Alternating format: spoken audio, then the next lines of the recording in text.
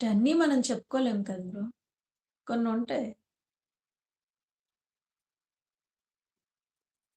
మనసుని బాగా నొప్పించినయి కొన్ని ఉంటాయి.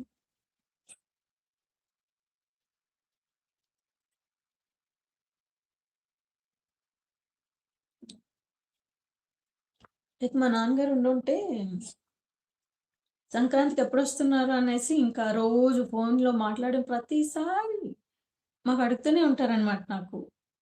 ఆహ్, శీతాకాలం సెలవులిస్తున్నారు గదా! ఈ నెల లాస్ట్ నుంచి ఎప్పటి నుంచి? వస్తున్నారా లేదా? నాని బర్త్‌డే వరకు ఉంటా కదా! ఎన్ని రోజులొస్తున్నావు?